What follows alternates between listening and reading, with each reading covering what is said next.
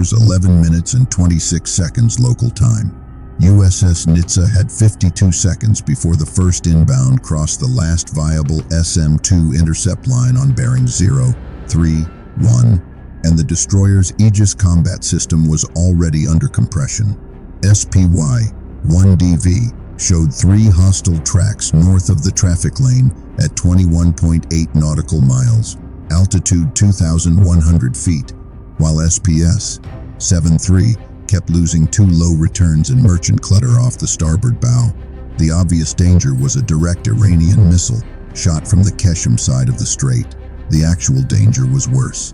If Nitze committed to the 3 clean radar tracks, 4 lower missiles would ride behind civilian hulls, break out inside 8 nautical miles, and force phalanx to fight a terminal battle the ship was not positioned to win. CIC was already saturated.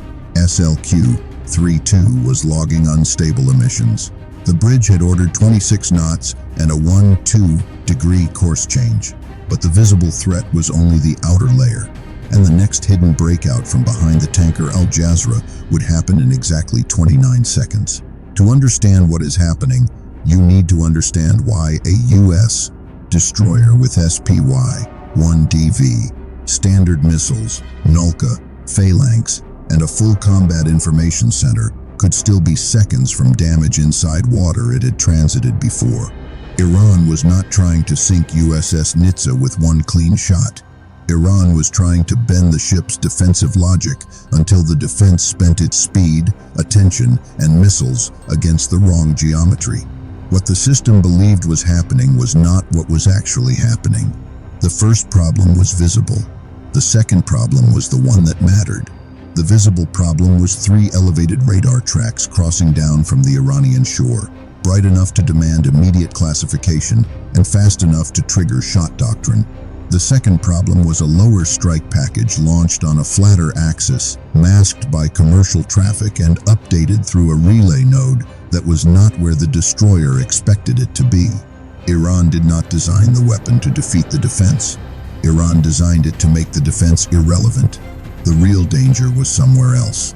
It started at 1:53, more than 2 hours before the first launch, when Lieutenant Rachel Voss, the ship's electronic warfare officer, filed an entry most of CIC treated as routine noise.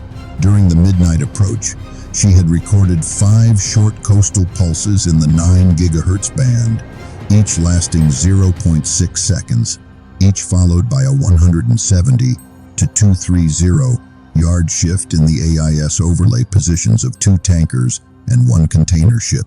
The hulls themselves did not move, only the fuse display moved. Voss wrote that the emissions looked less like targeting and more like corridor shaping. She noted the pattern, tagged the bearings, and handed the log to the tactical action officer. He signed it and moved on.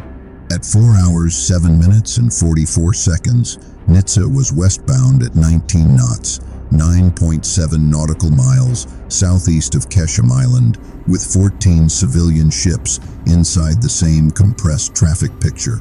At 4 hours, 9 minutes, and 2 seconds, SPS-73 picked up 4 IRGCN fast attack craft on bearing 036 at 15.4 nautical miles. They were nuisance contacts until they were not. At 4 hours, 10 minutes, and 11 seconds, SPY-1DV detected the 3 elevated tracks at 26.1 nautical miles north-northeast of the ship. They were clean, stable, and almost too easy to read. The visible attack was only the outer layer. Voss did not trust it because her console was not seeing clean fire control behavior. The shore emitters near Larak were pulsing in short brackets, then going silent, then reappearing with precise timing offsets that matched the merchant traffic picture rather than the destroyer's own maneuver. At 4 hours, 10 minutes, and 37 seconds, she told the tactical action officer, "Those are not the real terminal guides. They're pulling the radar eye up," he answered. "Say again with proof." She had none yet. At 4 hours, 10 minutes, and 52 seconds, SLQ-32 detected a faint, intermittent emission above the surface clutter line on bearing 019, range uncertain, not from shore and not from a ship. That was the first sign of the relay. At 4 hours 11 minutes and 2 seconds, the commanding officer, Commander Alan Mercer, ordered the 3 high tracks designated hostile pending confirmation and told CIC to prepare a 2-missile engagement. At 4 hours 11 minutes and 9 seconds, Voss looked down at the navigation repeater and saw the same pattern from 153 happen again. The tanker, Al Jazra, shifted 214 yards west on the overlay. The product carrier Sea Coral shifted 188 yards east. The lane picture had been opened artificially. That meant the blind corridor behind those ships was larger than the system believed. What the system believed was happening was not what was actually happening.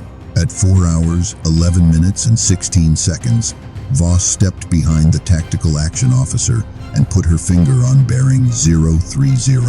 The launch axis is here, low, through the lane gap. At 4 hours, 11 minutes and 21 seconds, the first true low missile briefly broke the clutter edge at 11.2 nautical miles, altitude 13 feet, speed approximately 470 knots, then vanished behind Al Jazra's radar shadow. Proof arrived 5 seconds after the warning. At 4 hours, 11 minutes and 26 seconds, Mercer canceled the second planned shot on the high tracks and ordered sector search compressed across the starboard forward traffic corridor. At 4 hours, 11 minutes and 30 seconds, 2 SM-2 missiles were launched anyway, but only against the 2 most threatening elevated tracks to keep the air picture from collapsing. It was a compromise, not a solution.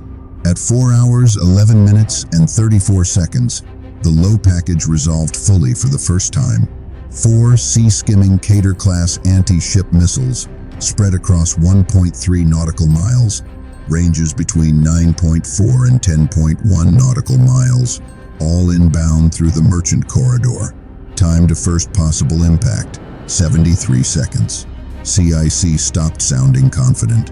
The destroyer now had a visible missile attack, a hidden guidance problem, and 4 fast attack craft accelerating from the north. The first problem was visible. The second problem was the one that mattered. The 4 low missiles were dangerous. The relay chain above them was decisive. At 4 hours, 11 minutes and 39 seconds, the faint airborne emitter on bearing 019 pulsed again, this time strong enough for Voss to classify it as an off-board data link relay. That changed the logic of the battle. If NHTSA kept killing only missiles, the relay would keep stitching the surviving salvo back together. If the relay died first, the sea skimmers would lose correction data inside clutter and start chasing the strongest false return. The real danger was somewhere else. At 4 hours, 11 minutes and 43 seconds, Mercer asked the only question that mattered. Can we break the brain before we break the arrows? Voss answered, yes. 15 seconds window. At 4 hours, 11 minutes and 46 seconds, Mercer ordered no further shots on the remaining high radar return. He ordered hardport 15 degrees to offset the expected terminal basket. He ordered both Nulka decoys armed. He ordered SLQ 3-2 into deceptive mode against the relay band. At 4 hours, 11 minutes and 51 seconds, 2 Nulka decoys launched and separated 820 yards apart. 1 port, 1 starboard, building off-board signatures the incoming missiles could see. At 4 hours, 11 minutes and 55 seconds, SPY-1DV reacquired the relay source at 16.7 nautical miles, altitude 4,300 feet, drifting south of Keshm. At 4 hours, 11 minutes and 58 seconds, NHTSA launched 1 SM-6. That was the reversal, not louder, smarter. The obvious shot would have been another interceptor into the low formation. The correct shot was into the node, keeping the entire attack coherent. At 4 hours, 12 minutes and 4 seconds, the first 2 SM-2S destroyed the elevated decoy tracks north of the ship. Their debris pattern told CIC what Voss had suspected all along. They were not anti-ship missiles. They were airborne decoys carrying reflector payloads and emission support meant to hold radar attention. The visible attack was only the outer layer. At 4 hours, 12 minutes and 8 seconds, the SM-6 climbed, corrected twice, and drove straight into the relay source. The track vanished at 16.1 nautical miles. The coastal timing pulse stopped 1 second later. The Iranian strike package had just lost its nervous system. At 4 hours, 12 minutes and 12 seconds, the lead low missile drifted 8 degrees left and locked onto the port Nulka. At 4 hours, 12 minutes and 15 seconds, the second missile held course toward the ship and became the priority target. Nitze fired one SM-2. At 4 hours, 12 minutes and 19 seconds, the third missile dropped lower into wake clutter and disappeared from SPY for 2.4 seconds. At 4 hours, 12 minutes and 22 seconds, the fourth missile turned 10 degrees right toward the starboard decoy. The breakup had started. At 4 hours, 12 minutes and 24 seconds, the interceptor hit the second missile at 4.9 nautical miles. At 4 hours, 12 minutes and 28 seconds, the first diverted missile detonated 710 yards off Nitze's port beam after chasing the decoy. At 4 hours, 12 minutes and 31 seconds, the fourth missile crossed 380 yards starboard of the ship and exploded on the starboard Nulka line. 2 were gone, 2 remained. But broken missiles are not harmless missiles. Without the relay, the surviving weapons became harder to predict, not easier. At 4 hours, 12 minutes and 34 seconds, the third missile reappeared at 3.6 nautical miles on bearing 114 after crossing behind sea coral. At 4 hours, 12 minutes and 36 seconds, Voss called, reacquired, starboard quarter, low, Mercer, authorized phalanx automatic control.